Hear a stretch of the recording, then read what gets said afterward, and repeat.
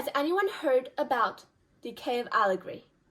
It was written by Plato in his well-known book, The Republic. People who lived in a dark cave never experienced sunlight and only understand the world through shadows or projections. But then once, a prisoner broke down the darkness and walked out. He saw the sun, the beauty of the nature, things he couldn't even imagine. When he went back to tell the people in the cave about what he saw, they saw that he was lying. How can there be such things as light and color? The people limited their knowledge to the perception and shadows of the cave. This may sound cruel, but Plato believed that reality was actually shaped by perception. What you see in your own life shapes how you understand reality. This hypothetical situation was supported by real life. I volunteered to become an online English teacher once a week to middle school students in a comparatively rural part of China. English is a course many of those students are eager to participate in because they hope they can raise their scores and become more fluent in English, as well as more educated. At first, I just thought of it as teaching some kids English vocabulary, grammar, and speaking, helping them on making correct sentences as well as correct pronunciations. However, the scenario is actually totally different, and I see access to education is even harder than the course I'm teaching. They cannot open their cameras because their internet connection is poor. They cannot open their microphone every time because there are noises around them that engulf their voices. They cannot answer or ask questions without some long delays because they are using phones they barely know how to use to type in a language they're also not so fluent in. All these difficulties are small and can be solved, but because it was something I never had to really experience, I realized how difficult but significant of an issue access to education is. Not only are their physical environment different than us, their perception of the world was also different. Once during class time, one of my female students suddenly interrupted, politely, and said that her parents called her to help because one of her younger brothers bumped into a furniture and had a scratch on his leg. She was then gone for the next half of the lesson.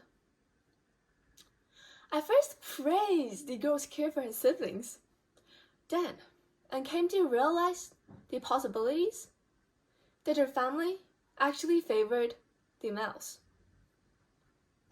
From youth, I have heard of all news, seen many stories on parents' discrimination of sex, but never did I really have to experience it. Knowing and experiencing is really different. It is like the process of walking out of the cave. For me, not only for her. They showed me their world, somewhere I can't actually imagine. But from thus, I found myself responsible in helping them to quicker go out and embrace the larger universe. With more knowledge and belief, just as the cave allegory had first said. I realized that the existence of these traits that today's world interprets as backwards are due to the limited or unequal access to education.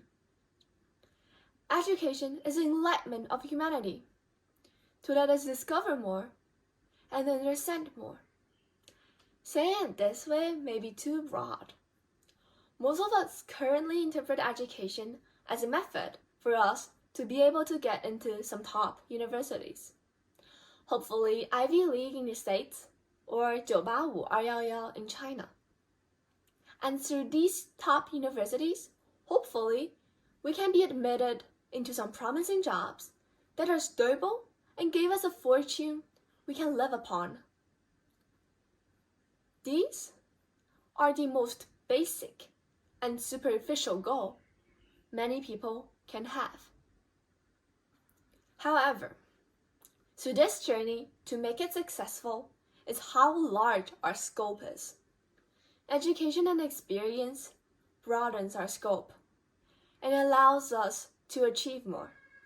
We choose universities that we think can give us the best education, where we can learn about who we can become as a better human first, and later as a better person, good at certain fields.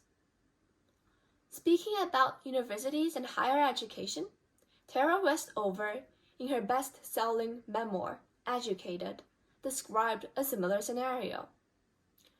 She was born in a Mormon family in the mountains.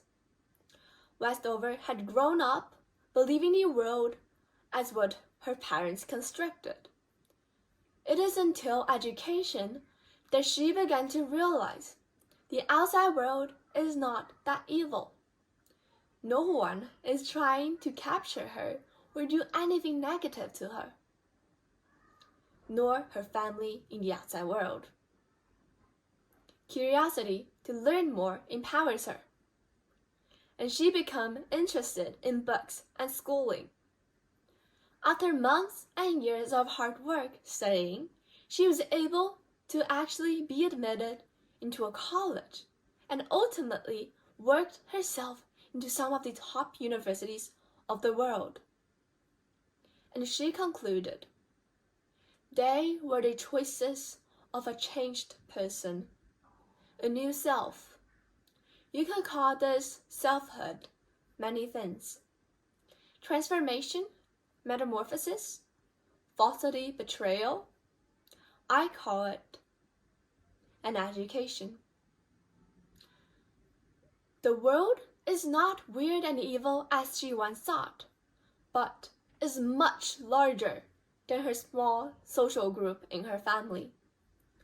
Ultimately, education helped Westover to actually write this book, compared to where she started, barely knowing how to read and write.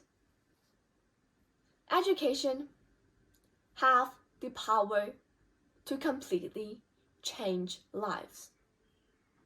Westover was able to learn more through her brother who escaped the family and attended college. Not all families have this route. Their children don't want to be educated, may not be blessed by the opportunity, just like the kids I taught in the school online. They only start learning English at grade 7 due to the lack of capable teachers. But we can. It's our duty as citizens in one of the most advanced cities of China to do something in return for those same citizens living in the same country. Our education has taught us the difficulties some people may have. We should feel obligated to help, not only for them, but also for us, to widen our scope on how the world may not be as sweet and easy. The online teaching program I had participated in had received a lot of positive feedbacks from the students, as the graph depicted.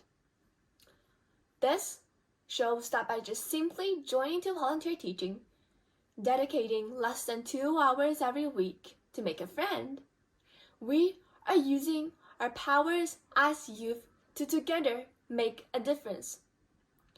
We all don't need to be the next Malala, Eileen Gu, or anyone famous to shock the world. Small steps are just as powerful. Go on to websites like these, ask teachers for opportunities, and you can begin right away. Maybe from the opposing viewpoint, you might learn about how to become a better self. I want to end the presentation with this slide. These people, blocked by defenses due to height, want to watch the baseball game. But they can't. They need the opportunity, the boxes that makes them taller. We, as people already with more boxes than others, can give these boxes to those who needs them, so that we both can watch the game together. And this is equity, providing for those with less opportunity to get just enough of chance, leaving everyone with the equal access to education and also the baseball game. Please do not forget, don't let age stop what we want to do and what we can do. We are youth, but still we can make a difference. Thank you.